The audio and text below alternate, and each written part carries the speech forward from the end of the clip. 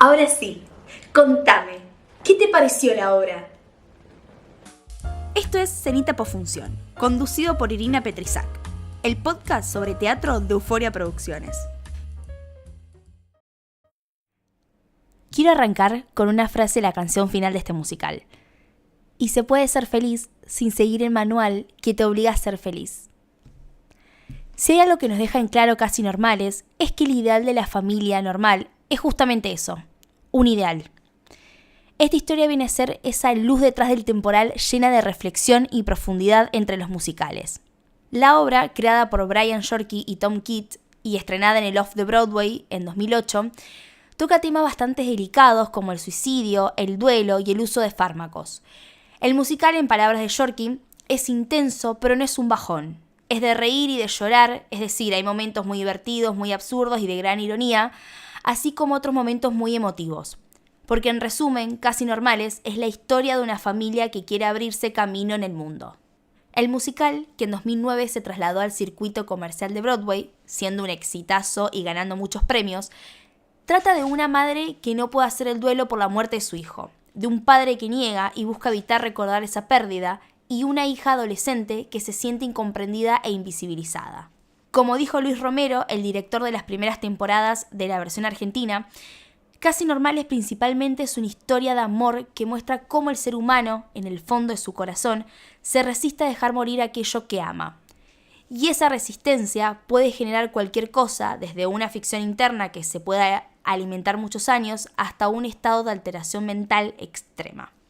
Pero antes de ir al plato principal, a modo de entrada, les voy a leer el texto que estaba en los programas de la obra. Las rosadas se toman con la comida, pero no con las blancas. Las blancas se toman con las amarillas redondas, pero no con las amarillas triangulares. Las amarillas triangulares se toman con las verdes ovaladas durante la comida, pero no con las rosadas. Las azules redondas con las verdes redondas, pero no con las trapezoidales. Las violetas se toman de a tres, pero no con las blancas. Y las naranjas se toman solas, pero molidas. Una de las tantas cosas ricas e increíbles que tiene esta obra es toda la psicología que hay de trasfondo y cómo eso se rastrea hasta en la letra de sus canciones. Igualmente, antes de empezar a hablar sobre estos temas, quiero aclarar que este episodio está hecho desde un lugar de respeto y entendiendo que cada persona es diferente y tiene sus propias vivencias y procesos. En este caso, y tras la pérdida de un familiar o ser querido, podemos definir el duelo como las consecuencias psicoafectivas, sus manifestaciones exteriores y rituales y el proceso psicológico consecutivo a la pérdida. Muchas veces se cree que el duelo es o debería ser un dolor a corto plazo, que termina ahí, en esas lágrimas que se caen en el funeral, pero claramente es más que eso. De pronto todo se tiñe de oscuro, en donde 1.000.000 de emociones suelen desembocar en culpa, silencio, depresión, etc. La obra nos acerca a un panorama de ese dolor. Después de todo, Diana, nuestra protagonista, se aferra a su hijo muerto sin terminar de aceptar su pérdida. Cynthia Thunberg, psicóloga argentina, escribió algo que explica a la perfección la situación. Cuanto más vulnerable se siente el yo, más defiende las fantasías de la inmortalidad, entendiendo que se hace para protegerse del dolor frente a una pérdida. Y agregó: toda actividad humana coloca algo entre la muerte que nos choca con un vacío y uno, ya que el poder proyectar y llevar a cabo nuestros deseos nos permite satisfacer nuestro narcisismo y distanciarnos de la muerte. Obviamente, ante una situación de tal magnitud, puede que la mente de una persona colapse y se altere. En el caso de Dan, el padre, es el silencio el que pesa respecto a lo que pasó. Esto hace que Diana siga profundizando su estado mental, en donde el pasado sigue siendo el presente. Claramente todo esto se refleja en las canciones, y la primera que quiero traer a colación es Sin Montañas. En ella, Diana utiliza la metáfora para decirnos que extraña cómo se sentía previa a sus medicaciones psiquiátricas. Nos dice: recuerdo una niña libre que alguna vez voló buscando el sol. Era yo. Al final del cuadro musical, ella termina tirando las pastillas. Esto nos muestra que cada tratamiento por el que pasó Diana le dejó efectos secundarios que la hacen sentir vacía. De hecho, las montañas representan los altibajos por los que ella pasaba a raíz de su trastorno. Dice: sin las montañas, ¿qué quién puede escalar esa euforia al subir y la angustia al bajar. Diana nos cuenta que con todos los fármacos que consume o ha consumido, no puede sentirse libre. Ahora le veo sentir el fuego. Ahora sé que me necesita para compartir. Yo no estoy. Se refiere a Natalie, su hija viva que no es registrada por su madre. Es más, esta canción aparece en la obra después de que Diana se entera que su hija tiene novio, punto que la hace recordar su juventud, reviviendo esas ganas de volver a sentir ese desenfreno, agotada ya de sus frecuentes controles psiquiátricos. La canción termina diciendo: extraño estar en mi lugar. Hablando de Natalie, ella al principio canta: todo lo malo se va. Esta canción dice: Mozart era un loco, un tipo loco, eso escuché, pero cuando lo toco, su música es simple y fluye tan bien. Claramente nos está queriendo decir que es una adolescente que se siente totalmente presionada, sin poder demostrar su inestabilidad emocional a causa de los problemas familiares. Y de pronto, te ves recibida al final y a ese puto colegio no vas nunca más. Sos la hija perfecta. No hay nada que al fin tus neuróticos padres puedan decir. Pero la canción sobre la que más me interesa hablar es Superboy y la chica invisible. Recordemos, Natalie es una adolescente que tiene dos padres que cargan con la muerte de uno de sus hijos, al cual ella no conoció. O sea, es una hija que quiere que por primera vez en la vida la noten y le den amor. Y esta canción nos hace entender un poco esa perfección que ella quiere alcanzar para que sus padres la vean. Superboy, el héroe inmortal. Su poder es invencible. Y ella está en segundo lugar, invisible. Vemos el reproche que le hace a su madre. Haga lo que haga, siempre será menos de lo que fue su hermano.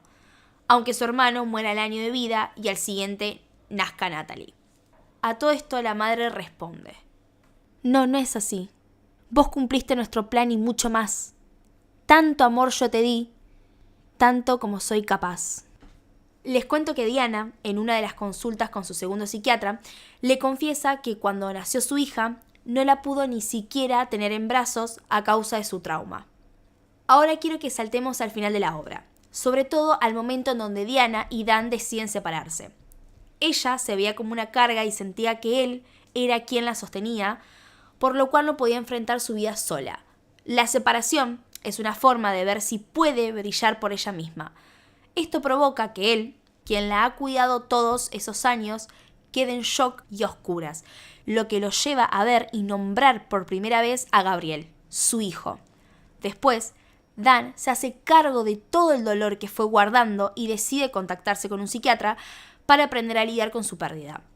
Por último, Gabriel se le aparece a la audiencia, pero esta vez transmitiendo un mensaje de esperanza. La obra termina con cada miembro de la familia tomando un nuevo rumbo y aceptando esa nueva forma de vida. Después del último diálogo, empieza a sonar la última canción, Luz. Cuando abrimos nuestra luz, hijos e hijas, maridos, mujeres, pueden pelear esa pelea. Habrá luz. La historia nos termina diciendo que esa luz termina siendo así por las mismas malas experiencias que una persona puede vivir y es la que ayuda a salir o tratar de salir de esa oscuridad. Enfrentás lo que sentís y si hay dolor seguís. Algún fantasma habrá que no se irá y no está mal. Ahora sí, hora del postrecito de la noche. Su escritor, Yorkie, es el creador de 13 Reasons Why, la serie que trata sobre el suicidio. La primera escena de esta obra fue escrita en 2001 y fue parte de la tesis de Brian y Tom para la Universidad de Columbia, Estados Unidos. Obvio que Argentina no se quedó atrás e hizo 8 temporadas. De hecho, fue el segundo musical más visto desde que los musicales llegaron al país. En 2015, en el Teatro Astral y después en Nueva York, se juntaron los dos elencos e hicieron un encuentro junto al elenco de Madrid. Casi Normales es una obra que no solo nos muestra la dificultad de curar una enfermedad mental por un dolor gigante y cómo eso termina afectando al resto de su entorno. También toca algo universal, la soledad. Y como dijo uno de sus creadores, muchas veces uno se siente dentro de su familia como un pez fuera del agua, al que le tocó la peor de todas. Pero cuando ve que otra familia tiene problemas, la normalidad se normaliza un poco. Después de todo, todos tenemos diferentes problemas con los que lidiar. Y justamente, para ser feliz, alcanza con ser casi normal. Esto fue todo por este episodio. Gracias por escuchar y nos vemos la próxima en otra cenita postfunción. Y recuerden ver más teatro, que el arte siempre sana, refleja y hace reflexionar.